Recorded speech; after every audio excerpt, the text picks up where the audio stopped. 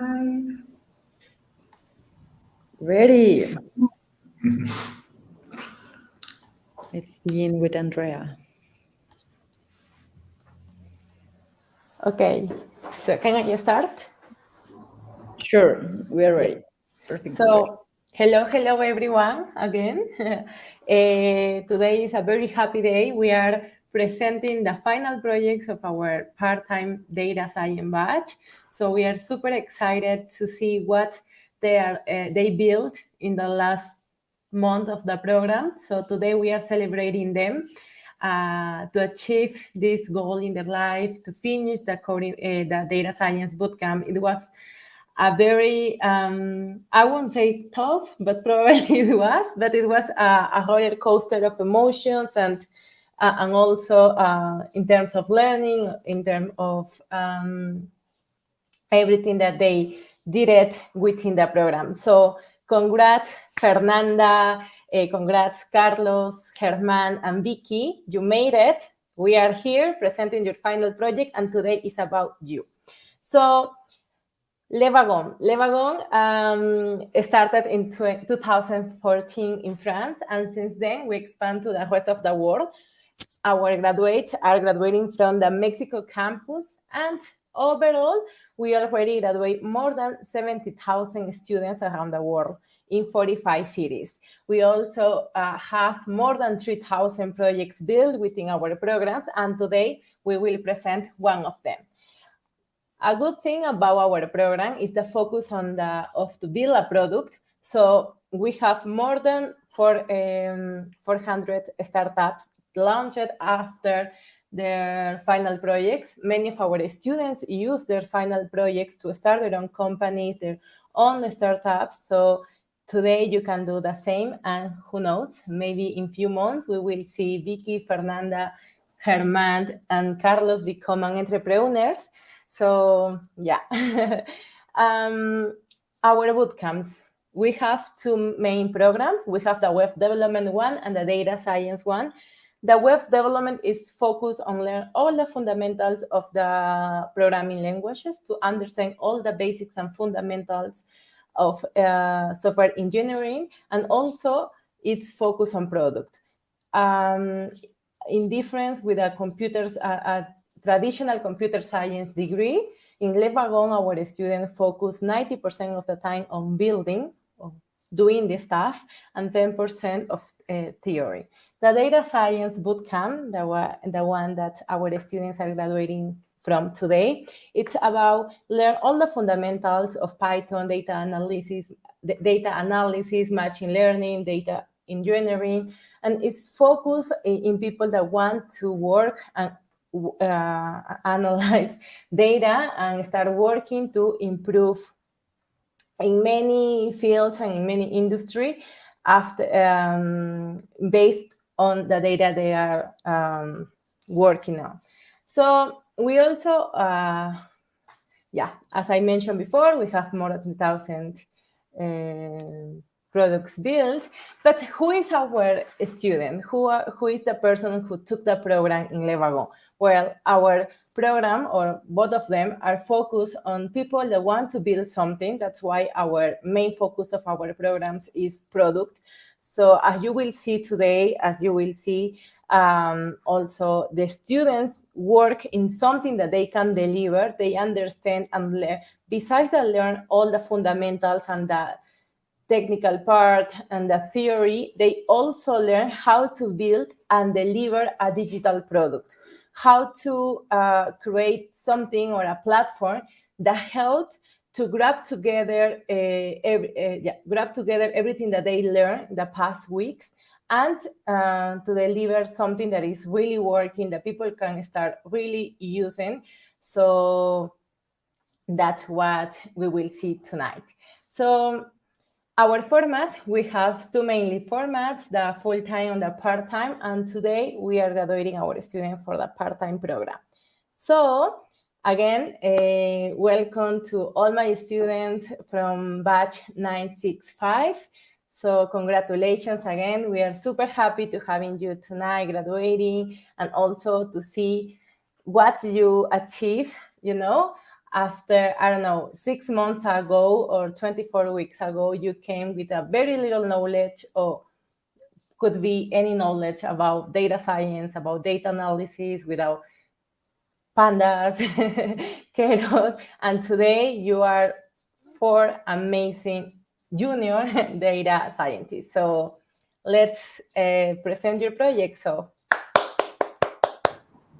So maybe before we Oh, go yes, present the I want project, I'll to just introduce Juan Carlos. Juan Carlos is our wizard, our master wizard, and the lead teacher of the data science program. So he will do an introduction of what our students see within the course. All right. So can you guys hear me all right? Yes? Sweet. All right. So I'll just briefly talk about what the data science project, the data science bootcamp looks at, just so that maybe if someone's out there listening, they can get a good idea of what you're going to learn during the data science bootcamp, right? So first of all, before you actually start the data science bootcamp, you have to do some prep work. So it's not a bootcamp where you can just, let's say, just jump in with zero knowledge. We're going to give you some prep work on some of the basics of Python, some of the basics of maybe a refresher of the math needed for data science, and so on and so forth. Then we have an optional phase 0, or let's say week 0, depending if you're full-time or part-time bootcamp, which we cover the fundamentals of Python, right? Then after that, we move on to this phase 1, where what we do is we begin with let's say with a quite fast introduction of Python, and then we move into very interesting topics such as databases using SQL, as well as some of the more let's say, default tools that we use in the Python data science stack, such as pandas, such as NumPy, such as matplotlib for visualizations, these types of things. So we're really building up the foundations there. Then we move into phase 2. And what we do in phase 2, which is probably one of the longer phases in the bootcamp, is we actually dive into some of the machine learning models, right? So we teach students about how to solve certain, let's say, machine learning problems, whether it's a regression or a classification, using Python libraries such as scikit-learn, and so on and so forth. We also spend another phase, phase 3, on deep learning. So that's all about neural networks and how those work, and the different types of neural networks that we can use. Finally, phase 4, which is the last let's say, phase of lectures, is a phase where we teach how the architecture for a data science project is set up, because there's a lot that goes behind the scenes of a data science project. So that's what we end up teaching in phase 4. So mainly what the tool that we use there is GCP, Google Cloud Platform. So we show how to structure the architecture of a project such that it leverages cloud infrastructure. That's the idea for phase 4. Finally, we have phase 5, which is the final phase of the bootcamp, and this is where students pitch their projects and they actually develop their projects.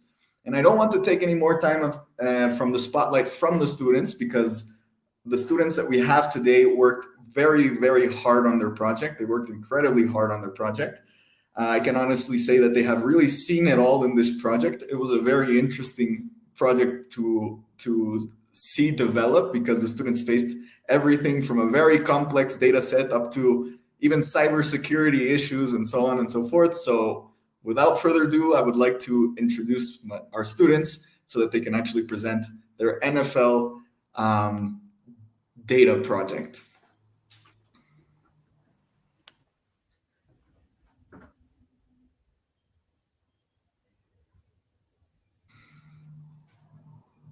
All right, so whenever you're ready, guys, we're gonna screencast Fernanda's screen just so that you can start with the presentation, and maybe at the end, I'm just gonna ask you guys some questions about the project, okay?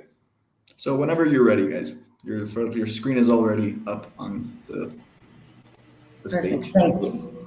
Okay, so as Juan Carlos told you, we did the NFL Big Data Bowl Challenge, where we had to evaluate big data sets and understand what was happening in the plays, and understand and assess the performance and the strategy of the individuals, of the players, and of the teams. So here you can see the different data sets that we were given from the challenge, and we had to identify the best possible approach in order to understand it better. The first attempt we did was a natural language processing model, which what was trying to achieve was to understand the different comments made about the game on different times Sorry of play. to interrupt, but I Can don't you think hear we can me? see the changes in slides. Is there not? Okay. In which slide are you? We're just seeing the introduction slide, the NFL Big Data Bowl I'll 2023. stop my share and we'll do it again. Because I'm Yeah, no worries.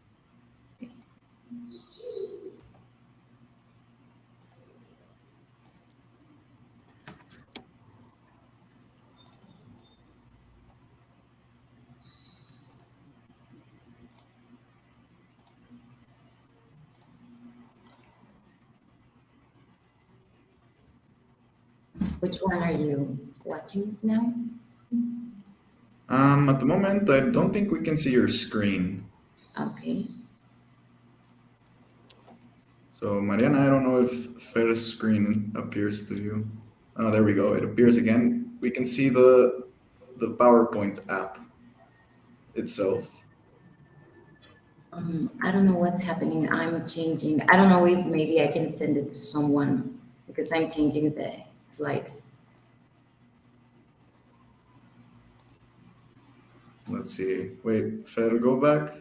No, let's go back to Fer's screen because this is Vicky's screen, Mariana.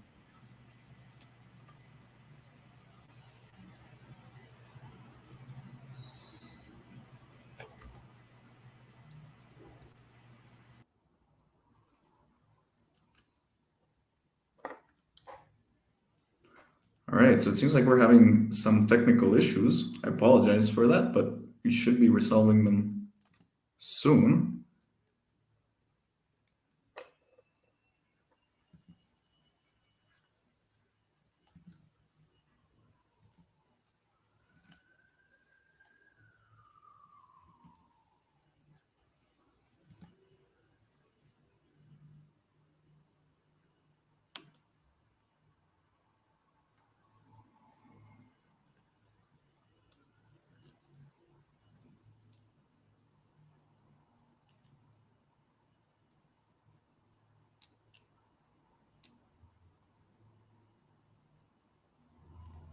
So, Mariana, do we have Fer in the call? I can't really see that. Yeah, there we go. She's back. We have a Fer back, so perfect. Let's do this, Fer. So you can try to share your screen again. Okay. I'll better share my screen instead of just a window. Maybe that way will be better. Yeah, there we go. We can now see the other slides. Okay, perfect. Okay, so here are the data sets I was referring to. And here was the first approach we did, which was the NLP model. Here are the comments I was talking about. And from here, the main learning we had was that it couldn't be analyzed the way we wanted, and it wouldn't give any prediction that could be used because the information was repeating, the insights were repeating the same information. So we passed to a different approach to solve the problem. And here Carlos can talk about another model. Well, the second attempt that we try was basically about generating some ranks for each individual player in the data sets that we had. Then we added those ranks and created a team with a new rank, and that was fed into the model. Um, After that, we basically just created an app that the user can use to submit their information. And this basically needs about 9 different inputs. And based on that, the model can actually predict if a pass will be made or not by the offense. Or it would also calculate if the defense might be able to stop or push for that incomplete pass from the offense. Um, this model gave us an accuracy of about 58%, meaning that it's actually able to predict about 58% of the tries that we input. And well, out of the 100 times that we may try this, 58% might be able to predict it with correct. So the input that is needed is basically the team that possesses the ball, the team that is defending. Um, I'm not able to see that clear. 1 second. Okay, the team that is defending, the type of offense that the type of formation that the offense is using, the formation within the offensive team. So that could be the one right back, two tight ends, and so forth. This is more of a lingo of that every football fan might be familiarized with. So that's also found there. Also, the how many defenders are in the box. Then after that, we might need the type of um, personnel that the defense is going to be using, and the type of coverage that they'll be using. On here, they have different types of coverage. They have like cover one, cover two. This is again, um, this is more data that any football fan might be familiarized with. And the last two two things that we may need is the type of coverage that would be either man or zone, or any other type of coverage that the defense might be using. That's also needed, and then the team that is being evaluated. So, for instance, on the row that we see there, we're evaluating the Atlanta. I think it's Hawks um, team. So they'll actually be the offensive team, and the next one we would be also evaluating the offensive team. The third one we're actually going to be evaluating the defense, because if you look on the second column, the defense is Philadelphia. So we're evaluating the Philadelphia team. So once we put that in, our model is able to predict if the if the pass might be completed or not. We'll see more about that in just a few minutes. Um, and here, Herman can talk about it. Yeah, another approach that we had in this project was with recurrent neural networks. And yeah, recurrent neural networks are neural networks that examine like observations repeated in time. In the context of this project, what we actually examined was the position, the velocity, and the acceleration of the players and or of the football in different moments in time within a play to predict if the pass was complete or not. In this context of recurrent neural networks, we had two models. One was a model that examined the position, velocity, and acceleration of the players and also of the football. And in this case, we examine like the x and y coordinates, and those coordinates are uh, obtained by their positions in the field, their velocity, and their acceleration, uh, in this case of the players and of the football. And the model obtained an accuracy, which is a ratio of good or correct predictions of 64%. To know if this accuracy was good, it was contrasted with an accuracy of a simple model that acted as the reference. And this simple model obtained an accuracy of 52%. Another model that was similar to this one, but that only included the position, velocity, and acceleration of the football was model 2. And in this case, the data was filtered just to include the football and tried to employ the position of the football, velocity, and acceleration, different moments in time to try to predict the outcome of the play, if the pass was complete or not. And in this case, the model gave us an accuracy of 69%, which is actually better than the accuracy obtained in Model 1. And that's really interesting, we think, because the Model 2 has much, much less information than Model 1. And it was interesting to see that just with the football, we could have like a good prediction of if the pass was complete or not. And one could ask why. Why is that the case? And one option that we thought about is that maybe the information with the players could not be organized in such a way that the model could predict better, and maybe more information concerning the positions of the players could be required in order for the model to perform better. So these were our three approaches and different type of strategies of tackling the data. And next, Vicky will show us the app.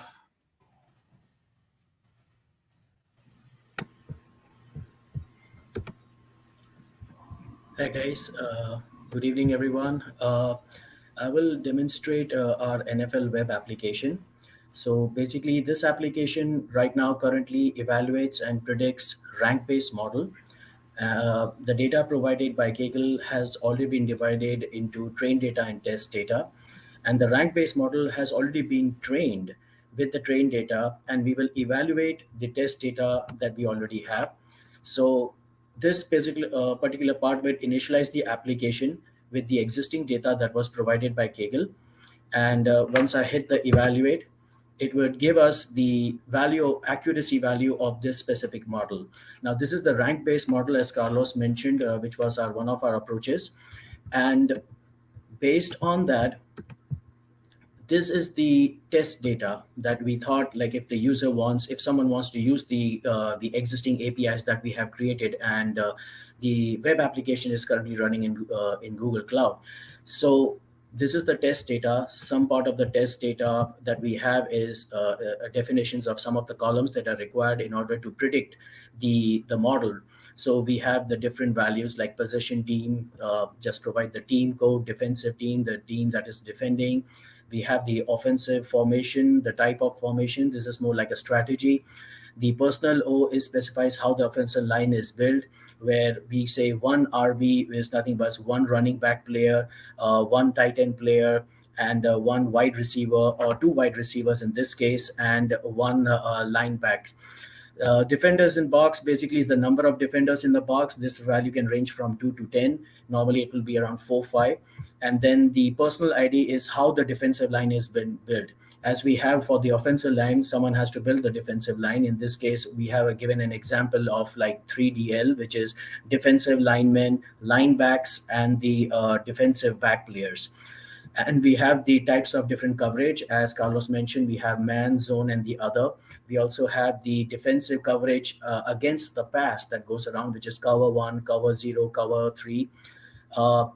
The team here, especially the team that we are trying to evaluate, the rank, this has already been pre-calculated with the data that we received. We have already calculated that value, and the position, whether it's a defensive or the offensive team. So we created a sample test data so we can test the information that the model right now. And this is actually an example of the test data that we have. So as I mentioned, we have the possession team, defensive team, and the information given right now. So this is just a test data that we provided to, whether if a new information is given to the model, how would it predict it? So I would just browse this test data right now. Upload files. This file will be gone to the Google storage, and we will make the prediction based on the input data we just provided. So when we predict this value, the output of the result is basically whether the pass was an incomplete or whether it was a complete.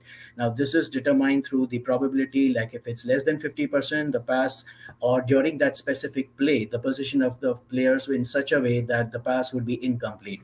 But in case of this, the play 6 position, in this way, the pass was completed because it's 90%. But in most of the cases that we currently have, is the pass is incomplete.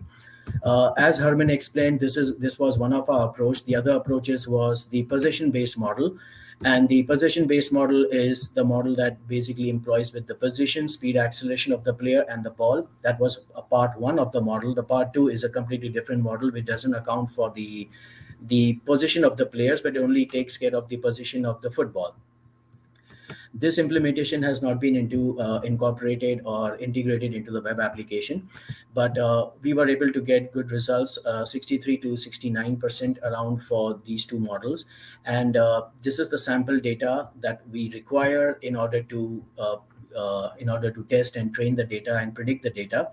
And as initially Herman explained, that we need some unique identifier for a game ID. The frame ID basically is the frame where exactly we have to specify the position of the players. We have the offensive, defense, and football. It could be either one or zero, but all of them cannot be one, because either a player is defensive, offensive, or it is the position of the ball. And then we have the X coordinate, Y coordinate of the offensive player, or the defensive, or the football player, or the football, sorry. And then we have the speed and acceleration. The first approach, one of the approaches that we use was the NLP based model. Now, this model is basically was evaluated using natural language processing, and the goal was to analyze the comments made on each play and identify if we could predict performance of the games with those inputs. For example, in our test data, what we had was 133 shotgun Brady pass incomplete deep right, CDO Godwin. And then, so these are the player names and whether the pass was complete or not complete. So based on the evaluation of the data that we read from here, the NLP would process the data. But as far what we were able to come across, that the data provided during the data provided was not sufficient, and the model didn't provide the best results. But we still had to, make sure that we go through all the phases of the models and make sure which one is best for us. Herman will now conclude our presentation. Thank you, everyone.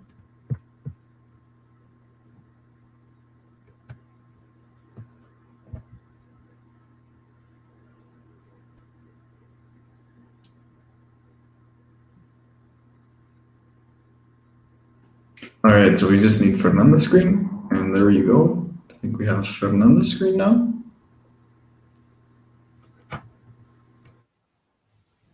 Yeah, Fer, we have your screen again, I believe.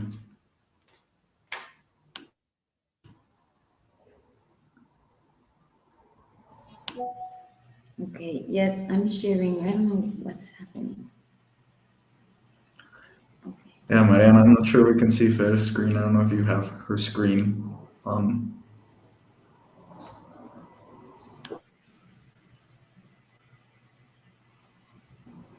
It's saying it's not ready, so I don't know if you need to reshare your screen again, Fer. Okay.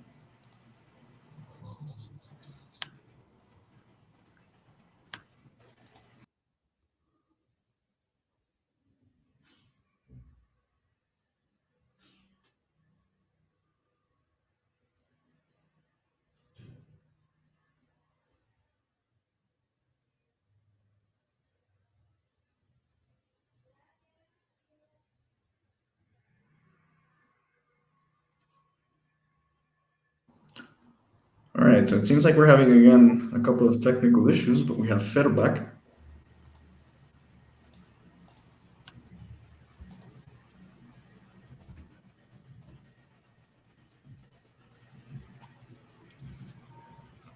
Yeah, thanks everybody for your attention, and these things of technicalities happen live.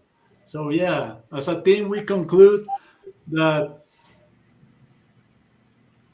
the NLP model, like, that was a really interesting approach. At the beginning, we thought that that was a good way moving forward with the data. Unfortunately, like we said before, the descriptions were overfitting the model, because like they provided the same information that we were looking to find in the output or the target of the model. So yeah, I think that approach was great, and we think that maybe we could have like different descriptions. That would be a good approach to have in this type of project. Concerning the ranking model, we conclude the following: that the accuracy of the model, for it to be improved, maybe it would require more features. But unfortunately, the features that we actually had, if we included more of those features, were overfitting the model. So yeah, maybe a different type of information concerning the players could be provided in order to improve the model. But with the information that we actually had, that was the accuracy that we could find as a group. And concerning the recurrent neural network model, like we said before, one model had a 64% of accuracy and the other one had a 69% of accuracy. And like we said before, it would have been nice to have like a better accuracy with a model that actually employed the information of the players, but that was not possible because not enough details were provided for the players in the information. And maybe if the raw data that was provided to us included actually more information, for example, concerning the different positions of the players, maybe the accuracy could have been better. And yeah, a couple of things that we have in mind moving forward with this project is like maybe having more identifiers with the players' data. And what this means is like having more detailed information about different positions of the player. So, for example, not just if a particular player is a linebacker, but in which side of the field is the linebacker playing on, and things like that. And that could improve the accuracy of our models. And another approach that we thought before is that maybe we could, instead of analyzing matrices concerning the positional data, we could actually analyze like images of the different positions of the players and of the football within the play, in the different moments within the play, to try to see if the model predicts actually better. And yeah, thanks everyone for your attention. And as a team, we would like to thank Wagon for this nice learning experience. It has been a couple of really intensive months for all of us. And I think if we make remember what we knew about these topics a couple of months ago and what we actually know now, is amazing. So thanks, Lebanon, for this experience, and thanks again for everybody's attention. And yeah. Yeah, thank you so much, guys. I really like your presentation. As I mentioned before the guys started presenting, this project really went through absolutely everything. Like, one of the bittersweet things about the data science bootcamp is that the demo or the presentation doesn't actually showcase all of the effort that the students put into the project, right? Because there's a lot that goes behind the scenes that we can't show in the demo just because of the nature of how data science works. So maybe I'm just going to ask you guys some questions so that maybe you can elaborate a little bit more on that and showcase how your app was working behind the scenes, maybe some of the challenges that you faced during the project, and so on and so forth. So maybe the first question I would like to make you guys is, this one would go directed to Vicky, because I know that Vicky was working day and night trying to get the architecture to work for the application, right? So Vicky, could you maybe just describe a little bit the services that the web app that you created is using, and how was the architecture actually implemented? So we took one of the models that was at that time available, which Carlos made, and we created a fast API services that would basically hit the end, or basically that would evaluate the input data that we are providing. And we wanted to deploy, initially we thought we'll do it on a local machine, but then we found a way to deploy it into Google Cloud. And for the front end, I think so we started with the Stream IT, the Streamlit application, and we just wanted to create a basic layout so that we can showcase the inputs, the different models, and the input actually when we hit the REST endpoints, what output do we get and how we're going to show that output. So the output was some numeric values, but we wanted to interpret it so that we can tell the user or show the user if the probability is greater than 50% or if it's less than 50%, how would we show it to the user. Because in our case, that model would just predict whether the pass was complete or incomplete. So a lot of challenges were there. Basically, while deploying, actually, that was the one that took a lot of time deploying the application. The problem was the connection either was not being made, or even if it was made, I was not able to get the access. A couple of hiccups were there, but then we got a lot of help from everyone. From all the teachers that were readily available to help us, and guide us. And I think so that really worked at the end. Some of the hiccups, I mean, they were resolved, and we were able to run the application around on Google. So it was a good learning experience. Yeah, definitely. The reason why I asked this question was because I know that there was this whole architecture going behind the scenes that we can't showcase in the demo. So I just wanted you guys to be able to have the opportunity to describe that a little bit. Maybe a more general question to you guys is, what would you say is the most challenging or the most surprising aspect of the project that you faced as you developed this project? So I don't know if anyone wants to maybe jump in to answer this question.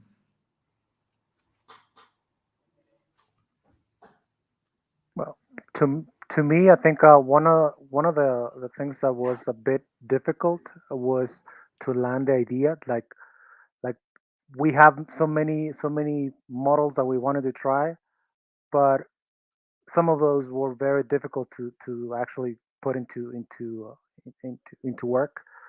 And and well, to me, it sounded like really easy, but once you get to work on it, it was a lot of thinking, a lot of analyzing, and at the end of the day, you found out that you couldn't do certain things because you didn't have the information, or the information was not sufficient enough. So I guess that's one of the things that I learned the most, that you can have a really good idea, but once you look at the information, it basically drops everything out, and you have to rethink everything, to finally find something more realistic. Yeah, definitely, absolutely. One of the things that I always reiterate to my students is that the quality of a project is always going to depend on the quality of the data. Like data science, even though it sounds, I don't know, it's a buzzword and it sounds like you can do anything with data science. That's not the truth. The truth is you're going to really depend on the quality of your data. So exactly as you mentioned, Carlos, like once you find out, hey, maybe I don't have this information, or maybe I do have this information, the quality of the project changes a lot with the quality of the data, right? I don't know if anybody else wants to jump in to maybe talk a I little bit would about your like to experience. add something. That's something that was, I would say, complex concerning the recurrent neural network, is that it required a lot of information, and it required a lot of time to process the data and a lot of computational power. So the first attempt with that database was with my computer. Yeah, didn't cooperate too well. The next was trying to do that with a Google app. Yeah, again, didn't cooperate that well. And at the end, we needed to use a Vertex AI workbench in Google, and with that, we had the computational power. So that was kind of surprising to me, that working with a lot of data and with a lot of information, uh, a lot of time goes into processing the data, and it is required to have like a lot of computational power to run this type of models.